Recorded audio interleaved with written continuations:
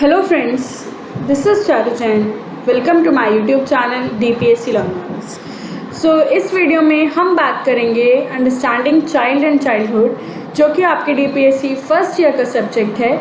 उसके यूनिट 1 का आपका टॉपिक 5 है, role of heredity and environment and maturation in learning. इसमें हम देखेंगे सिर्फ हेरिडिटी एंड एनवायरनमेंट, मैच्योरेशन की एक अलग से वीडियो आएगी। पूरा प्रॉपर समझेंगे। एंड रही बात नोट्स की, तो प्रॉपर इंग्लिश हिंदी मीडियम दोनों के नोट्स हैं और काफ़ी अच्छे नोट्स हैं। You can watch the whole video. आप पूरी वीडियो देखो, आपको अच्छे से समझ आएगी। स्टिल कोई परेशानी हो कमेंट बॉक्स में बताइए। बाकी वीडियो पसंद आए तो लाइक करिएगा, शेयर करिएगा अपने फ्रेंड्स के साथ, और अगर आप मेरे चैनल पे नए हो तो आप सब्सक्राइब करके ज़रूर जाइएगा। चलिए फिर स्टार्ट करते हैं। तो सबसे पहले हम समझेंगे आनुवांशिकता का मतलब, यानी हेरिडिटी का मतलब। हेरिडिटी, RS वुडवर्थ ने एक डेफिनेशन दी है हेरिडिटी की। उन्होंने बोला है कि जो हेरिडिटी है वो ये है कि जब एक इंसान अपनी लाइफ को शुरू करता है, बर्थ के टाइम नहीं, जब वो अपनी माँ के गर्भ में आता है, जो 9 महीने से पहले ही वो आ जाता है, उसको बोला जाता है हेरिडिटी। मतलब उसमें सारे फैक्टर्स कवर हो जाते हैं, यानी वंशापन यानी आनुवांशिकता उन सभी कारकों को शामिल करता है जो जीवन शुरू होने पर व्यक्ति में मौजूद होते हैं। जन्म के समय नहीं, बल्कि जन्म से लगभग 9 महीने पहले गर्भ धारण के समय। हेरिडिटी का मतलब ये होता है कि जैसे कि अगर आपके घर में कोई इंसान लंबा है, कोई गोरा है, या किसी को किसी चीज़ की प्रॉब्लम थी लाइक डायबिटीज़ है, तो मे बी वो आप में शिफ्ट हो जाए। ये होता है हेरिडिटी। और एक चीज़ और होती है हेरिडिटी में कि जैसे कि आपकी आँखों का कलर, आपकी शक्ल थोड़ी बहुत रिजेंबल करती है, आपका कलर, आपकी आइज़ का कलर, आपके हेयर का कलर, ये सारी चीज़ें जो रिजेंबल करती हैं, that is because of heredity. मतलब हमारे घर वालों से जो भी चीज़ें रिजेंबल करती हैं, सब क्या है? ये हेरिडिटी ही है, हमें हेरिडिटी से ही मिली है। तो आगे एक और है OB डुग्लास एंड BF हॉलैंड। इन्होंने भी एक डेफिनेशन दी थी। इन्होंने कहा था हेरिडिटी में सारी स्ट्रक्चर्स जो देखने में फिजिकल चीज़ें होती हैं, वो फंक्शंस, कैपेसिटीज़, ये सब पेरेंट्स से या उन्हीं के ही एंसेस्ट्री से आता है। मतलब कि या तो कहते हैं ना, ये अपने परदादा पे गया है, या ये अपनी दादी पे गया है, या अपनी मम्मी पे गया है। तो जो भी वो चीज़ें होती हैं जो कहते हैं जिस पे गया है, दैट मीन्स आपको हेरिडिटी से मिली है वो चीज़ें। जैसे कि काम करने की क्षमता, अगर आपकी मम्मा बहुत एक्टिव है तो मे बी आप भी एक्टिव हो सकते हो, और आप अगर एक्टिव हो तो वो आप अपनी मम्मा पे ही गए हो। और वो क्यों? क्योंकि आपके अंदर आपकी मम्मा के जीन्स हैं, एंड दैट्स वाई वो है वो हेरिडिटी। तो ये होता है हेरिडिटी, यानी आनुवांशिकता, जिसे हम बोलते हैं हेरिडिटी। अब हम देखते हैं कि हर बच्चा है वो वर्ल्ड में आता है, उसकी कुछ फिजिकल मेंटल कैरेक्टरिस्टिक्स होती है। वो किससे गेन करता है, किससे लेता है? अपने पापाओं से यानी पेरेंट्स से, या फिर अपने फोरफादर्स से, एंसेस्टर्स से। बच्चे की एक बॉडी होती है, एक माइंड होता है। बॉडी माइंड जो होता है वो हमें हेरिडिटी से नहीं मिलती। बॉडी माइंड तो अल्टीमेटली फर्टिलाइज्ड ओवम से मिलती है। दैट मीन्स जब स्पर्म और ओवा फर्टिलाइज होते हैं दोनों, तभी तो एक बॉडी और एक माइंड की डेवलपमेंट होती है, तभी एक बच्चे की एग्जिस्टेंस पता चलती है। फिर हेरिडिटी जो है काम करती है अपना। तो जो अदर उसके लिम्स होते हैं, ऑर्गन्स होते हैं, ये सब क्या है? ये सारी मेंटल टेंडेंसीज हैं जो हेरिडिटी से मिलती हैं। कभी कभी किसी की जो उंगलियां होती हैं वो अपनी मम्मी पे होती हैं, किसी के पैर की शेप अपने पापा पे होती है। तो ये सब क्या है? ये हेरिडिटी है, यानी आनुवांशिकता ही है। एक बार इसका एग्जाम्पल देखते हैं। एक कैट जो होती है वो किटन को बर्थ देती है, यानी कैट जन्म देती है एक बिल्ली के बच्चे, यानी छोटा जो किटन होता है। डॉग जो है पपी को देता है, और human being ultimately human being को ही देता है। तो इस पे हम क्या कह सकते हैं कि जो डॉग्स हैं वो पपीज़ को देते हैं, तो क्या है कि जो जैसा है वो वैसे को ही जन्म देगा। ये इसका एक एग्जाम्पल हो सकता है। आगे हेरिडिटी जो है वो हमारे ग्रोथ पैटर्न को एक्सप्लेन करती है। हमें ये बताती है कि हम कितना उम्र में बड़े हो गए हैं, हम अपने पेरेंट्स से सिमिलर हैं या नहीं ना। मतलब खाली इसमें नहीं कि फिजिकल कैरेक्टर्स की देखने में कैसे हैं, बट क्या हम काम कर रहे हैं, जो हमारे अंदर आदतें हैं, वो भी कभी ना कभी हेरिडिटी से मिलती ही हैं। ऐसे ही हेरिडिटी के साथ साथ इन्वायरमेंट भी है, वो पूरा लर्निंग को इन्फ्लुएंस करता है, बिहेवियर को इन्फ्लुएंस करता है, पर्सनालिटी को इन्फ्लुएंस करता है। कैसे? एक एग्जांपल देती हूँ यहाँ पर मैं आपको कि अगर आपका एनवायरनमेंट बहुत स्ट्रेस्ड आउट एनवायरनमेंट है, आप ऐसे घर में रहते हो जहाँ पे पूरे दिन लड़ाई झगड़ा रहता है, बहुत स्ट्रेस्ड आउट एनवायरनमेंट है, तो आपकी मेंटल हेल्थ क्या होगी? आप मेंटली स्ट्रांग नहीं होगे, आप परेशान होगे और आप अच्छे से अपना काम नहीं कर पाओगे, लर्निंग नहीं हो पाएगी, आपकी पर्सनालिटी क्या होगी? अजीब सी, मतलब किससे बोलोगे नहीं ज़्यादा, और बिहेवियर कैसा होगा? चिड़चिड़ा। तो सारी जो चीज़ें होती हैं, हेरिडिटी और एनवायरनमेंट बहुत इंपॉर्टेंट रोल प्ले करते हैं हमारे लर्निंग में भी और डेवलपमेंट में भी, साथ साथ बिहेवियर और पर्सनालिटी में भी। तो एनवायरनमेंट एंड हेरिडिटी दोनों का बहुत बड़ा रोल है हमारी लाइफ में। तो जो सिमिलैरिटीज़ होती हैं जो हमें अपने पेरेंट्स से मिलती हैं वो तो खैर जेनेटिक मेकअप होता है, लाइक हेरिडिटी, जो हमें जीन्स यानी डीएनएस, तो वो सारा हेरिडिटी होता है। लेकिन जो हम लर्न कर रहे हैं नए एनवायरनमेंट में, जैसा हमारा बिहेवियर अब बन रहा है, एज के साथ साथ बदलता है बिहेवियर भी, पर्सनालिटी भी, वो सारा डिपेंड करता है हमारे इन्वायरमेंट पे। अब हेरिडिटी क्या है? हेरिडिटी जो है उससे क्या क्या वो किस किस को प्रभावित कर सकती है? आँखों के रंग को, आपकी हाइट को, आपके कोई भी डिसीज़ है घर में जो थी वो हो सकता है आपको हो सकता है आपको ना हो। और डेवलपमेंट जो होती है वो हमारे इन्वायरमेंट से पूरी तरह प्रभावित होती है। कैसे? अगर हमारा एनवायरनमेंट बहुत अच्छा है, मुझे एक बहुत अच्छा एनवायरनमेंट मिला है, मेरा सोशल स्टेटस मतलब सोशल एनवायरनमेंट बहुत अच्छा है, मैं हर तरह से बहुत स्ट्रांग हूँ, तो मेरी डेवलपमेंट ज़्यादा अच्छी होगी। यहाँ पे एनवायरनमेंट क्या है? एनवायरनमेंट का यहाँ पे मतलब है interaction with the people. Environment का मतलब क्या है कि हम लोगों से इंटरेक्ट कर रहे हैं, सराउंडिंग्स में लोगों से मिल रहे हैं और सोशल कल्चरल कंटेक्स्ट में मिल रहे हैं, यानी हम जो हैं वो सराउंडिंग्स में एनवायरमेंटली सबसे मिल रहे हैं। और जो स्कूल है यहाँ पे बहुत बड़ा रोल प्ले करती है सोशल डेवलपमेंट का, यानी कि लर्निंग और डेवलपमेंट का स्कूल का बहुत बड़ा रोल होता है। क्या होता है यहाँ पे एक डिबेट होती है कि हेरिडिटी का रोल ज़्यादा है या एनवायरनमेंट का ज़्यादा है। तो स्टडीज़ के थ्रू ये कहा गया है दोनों का ही अपना एक अलग रोल है, दोनों ही इम्पॉर्टेंट है, अगर एक नहीं होगी तो दूसरी भी नहीं चल पाएगी। So both heredity and environment ये दोनों ही जो है बहुत इक्वली हेल्पफुल हैं।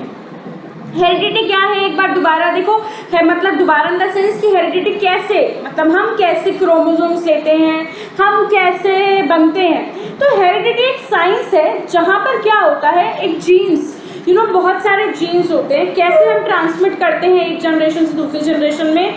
हमारे बॉडी के अंदर 23 पेयर ऑफ क्रोमोसोम्स होते हैं, 23 पेयर ऑफ क्रोमोसोम्स हैं, यानी कंसेप्शन जब होती है जब एक आदमी का यानी मैन का जो स्पर्म होता है वो ओवम से कनेक्ट होता है। तो कंसेप्शन के टाइम पे 23 क्रोमोसोम्स जो होते हैं, हमारे कंसेप्शन के टाइम पे जो 23 क्रोमोसोम्स होते हैं स्पर्म के, वो कंबाइन होते हैं 23 क्रोमोसोम किसके? ओवम से। तो जो जीन्स होते हैं ना उस क्रोमोसोम्स के अंदर, उसी में ही तो हेरिडिटरी ट्रेट्स होते हैं।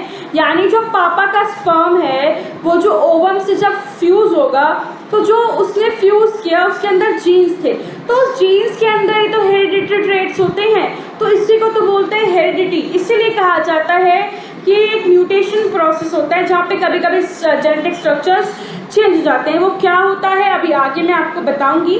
बाकी अगर एनवायरनमेंट बोलो तो एनवायरनमेंट क्या होता है? एनवायरनमेंट सब कुछ है हेरिडिटी को छोड़कर, यानी सिर्फ हेरिडिटी एनवायरनमेंट मतलब हेरिडिटी को छोड़ के एनवायरनमेंट सब कुछ है जो एक इंसान को इन्फ्लुएंस करती है, प्रभावित करती है। पर एक किसी इंसान की फैमिली लाइफ हो, उसकी सोशल लाइफ हो, उसकी इकोनॉमिक लाइफ हो, उसका पीयर ग्रुप, सारी चीज़ें जो हैं वो एनवायरनमेंट है। और एक स्टडीज़ ने प्रूव किया है कि आपका हेरिडिटी और एनवायरनमेंट दोनों ही डेवलपमेंट में एक सिग्निफिकेंट रोल प्ले करती हैं।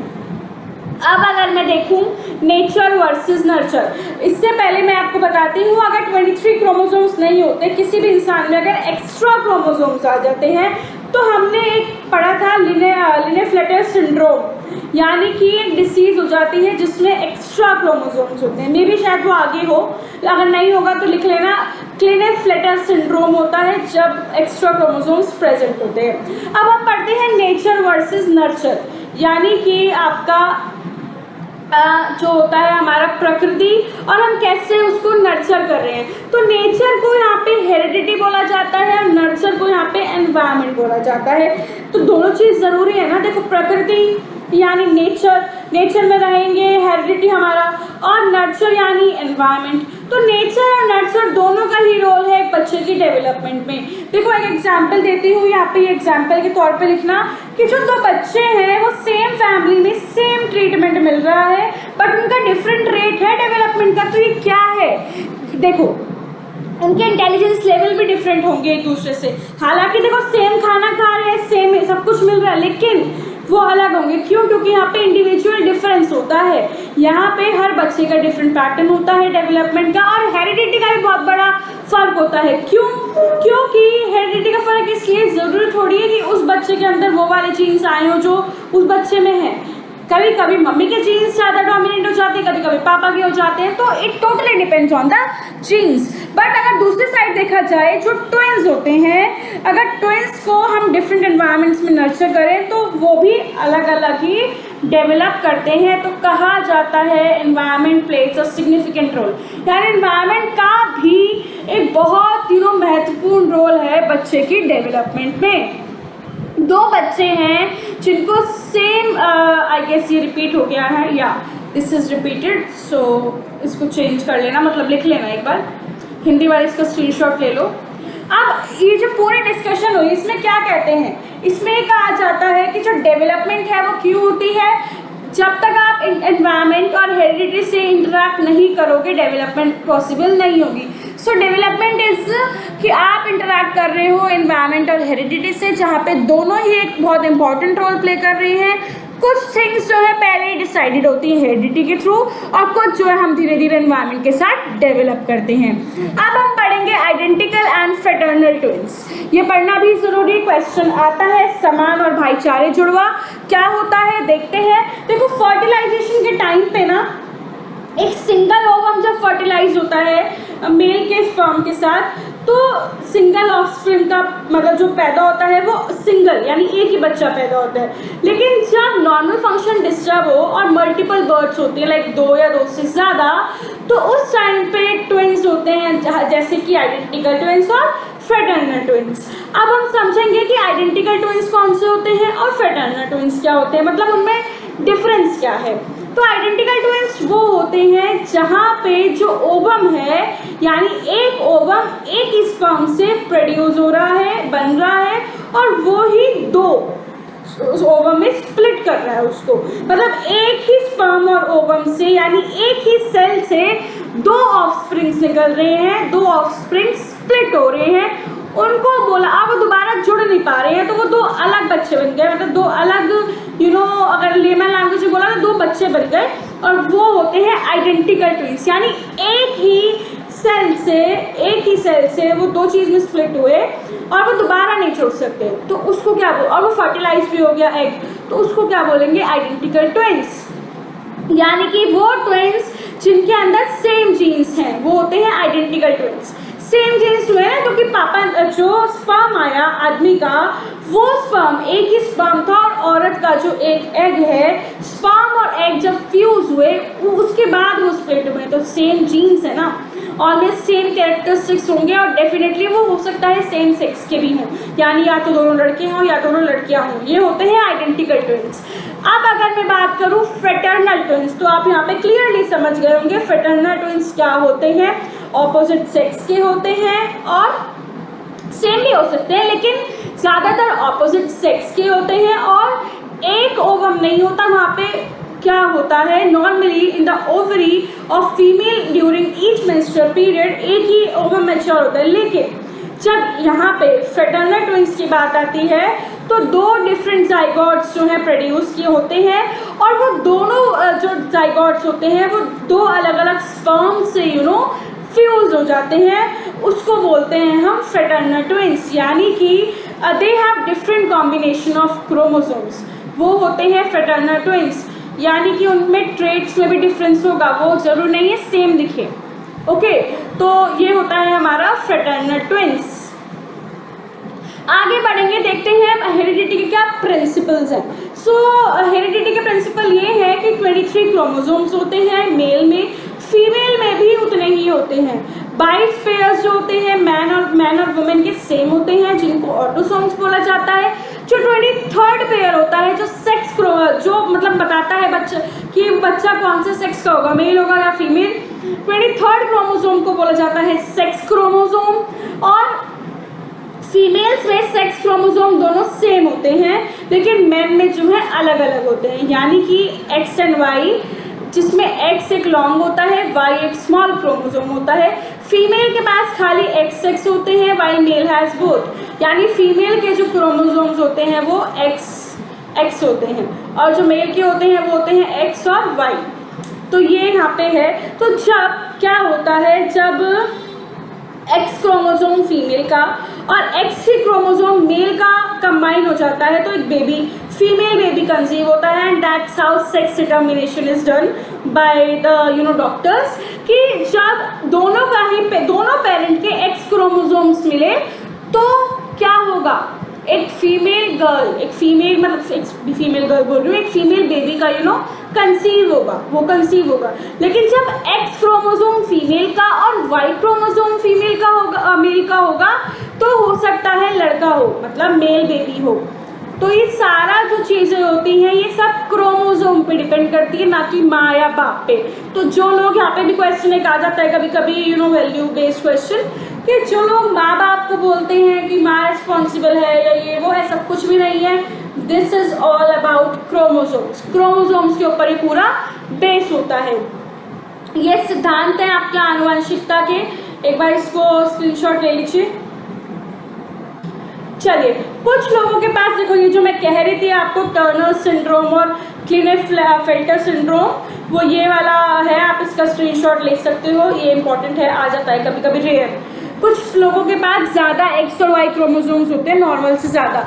हमें पता है नॉर्मल कॉम्बिनेशन एक्स वाई और एक्स एक्स होता है, बट कभी कभी ट्रिपल हो जाते हैं, लाइक एक्स एक्स वाई या एक्स वाई वाई एक्सओ या एक्स एक्स वाई। तो ये एबनॉर्मेलिटी होती है इंसान में। तो जो वो इंसान होता है ना, वो the person will look like a man, वो मैन की तरह ही लगेगा, लेकिन वो स्टेराइल होगा। तो क्या होगा, वो स्टेराइल होगा, बांझ होगा, यानी वो जो इंसान होगा वो कंसीव नहीं कर पाएगा। तो एक्सो एबनॉर्मेलिटी में क्या होगा, जो पर्सन होगा वो फीमेल की तरह दिखेगा, लेकिन होगा वो भी स्टेराइल। वही मेल और फीमेल का यहाँ पे चक्कर है। तो उसको बोलते हैं क्लिनेफेल्टर सिंड्रोम। और जो ये वाला होता है जिसमें जो इंसान होता है वो औरतों की तरह दिखता है, उसको बोला जाता है टर्नर सिंड्रोम। ये क्वेश्चन पेपर में आ जाता है। ओके, आगे बढ़ेंगे। लॉज ऑफ हेरिडिटी, ये हमने 9th-10th में भी पढ़े हैं। हेरिडिटी के लॉज क्या होते हैं, तो जॉन ग्रेगोर मेंडल, इन्होंने एक लॉज दिए थे हेरिडिटी के। 2 लॉज थे इनके, यानी कि law of segregation and dominance and law of independent assortment. इन्होंने प्लांट्स पे मटर वगैरह पे किया था, तो वो सब तो हमें नहीं पढ़ना, वो हम पढ़ चुके हैं। आगे अब हम लॉ समझेंगे कि law of segregation and dominance होता क्या है। तो लॉ ऑफ सेग्रीगेशन ये होता है कि जब एक जीन मैनिफेस्ट नहीं हो पाता किसी जनरेशन में, एंड वो, पर उसका मतलब ये नहीं है कि वो मर गया। मतलब अगर आपके दादाजी को शुगर थी, डायबिटीज़ थी, फिर जो आपके पापा वाली जनरेशन हुई उसमें किसी को भी डायबिटीज़ नहीं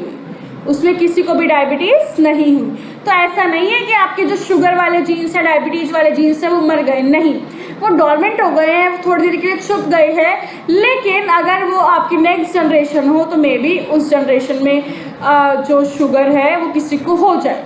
ये होता है law of segregation and dominance. यानी कि अगर ऐसा नहीं है कि कोई जीन मैनिफेस्ट नहीं हुआ तो वो मर गया है, वो स्टिल सर्वाइव करता है और वो किसी और जनरेशन में आ सकता है। फॉर एग्जाम्पल, किसी भी इंसान में कोई प्रॉब्लम थी जेनेटिक, तो पॉसिबिलिटी है कि वो नेक्स्ट एक्सप्रेस करे, उसका बच्चा ही एक्सप्रेस कर दे। अगर बच्चा नहीं करेगा तो ग्रैंडसन, तो जो भी है ऐसा नहीं होता। मेन इस लॉ का मतलब है कि अगर आपकी फैमिली में कोई प्रॉब्लम है, कोई डिसीज़ है और अगली जनरेशन में वो किसी को डिसीज़ नहीं हुई, तो उसका मतलब ये नहीं है कि वो जीन्स चले गए हैं। हो सकता है वो अगली जनरेशन में पास ऑन हो जाए। अलगाव और प्रभुत्व का कानून इसे कहा जाता है। आगे लॉ ऑफ इंडिपेंडेंट असॉर्टमेंट देखते हैं कि लॉ ऑफ इंडिपेंडेंट असॉर्टमेंट क्या होता है। इस लॉ में होता है कि जो डिस्ट्रीब्यूशन होते हैं ना जीन्स के, the law explain that distribution of one gene genetic trait does not influence the distribution of other traits. मतलब कि अगर एक जीन इधर डिस्ट्रीब्यूट हुआ है तो वो दूसरा जीन इसको इफेक्ट नहीं करेगा। एग्जाम्पल देती हूँ कि अगर एक वाइट फैमिली है, उस वाइट फैमिली में होंगे तो सारे वाइट्स, बट मे बी उनकी हाइट डिफरेंट हो, उनकी हाइट डिफरेंट हो सकती है। ये होता है, सबका अपना अपना होता है लॉ ऑफ इंडिपेंडेंट असॉर्टमेंट, यानी स्वतंत्र वर्गीकरण का कानून।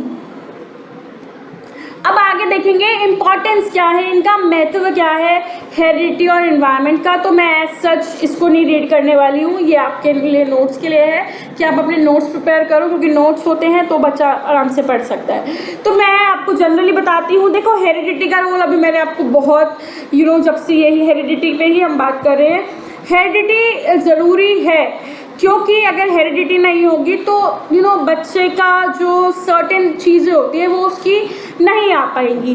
और एनवायरनमेंट क्यों ज़रूरी है, एनवायरनमेंट हेल्प करता है बच्चे की डेवलपमेंट में, बच्चे की पर्सनालिटी में। तो ये सारी चीज़ें हेरिडिटी और एनवायरनमेंट इक्वली हेल्पफुल है। एक कंप्लीट पर्सपेक्टिव मिलता है हमें बच्चे के बारे में, उसकी टेंडेंसीज, उसकी डिज़ायर्स, उसकी प्रॉब्लम्स, और ये सब चीज़ें क्या होती हैं अगर एक टीचर इसके बारे में अवेयर होगी। यहाँ पे क्वेश्चन आता है कि अगर एक टीचर अवेयर होगी हेरिडिटी के बारे में बच्चों की, तो उसको पता होगा एटलीस्ट उसके पास जो भी बच्चे में अगर प्रॉब्लम्स आ रही है तो वो अवेयर हो जाएगी और वो इंटरेक्ट कर पाएगी बच्चे से। तो एज अ टीचर उसको आनुवंशिकता और एनवायरनमेंट की दोनों की ही एजुकेशन रखनी पड़ेगी, बच्चे के अकॉर्डिंग भी, मतलब बच्चे की भी। सो ये था हमारा heredity and environment. I hope समझ आ गया होगा। अगर नहीं समझ आया, कोई भी दिक्कत आई कहीं भी किसी पॉइंट पे कुछ क्लियर नहीं हुआ हो, कमेंट बॉक्स में बताइए, आई श्योरली ट्राई क्लियर हो जाए। बाकी चलिए फिर मिलते हैं, आपका अगला वीडियो वो होगी इंग्लिश की। तो बाय बाय, टेक केयर।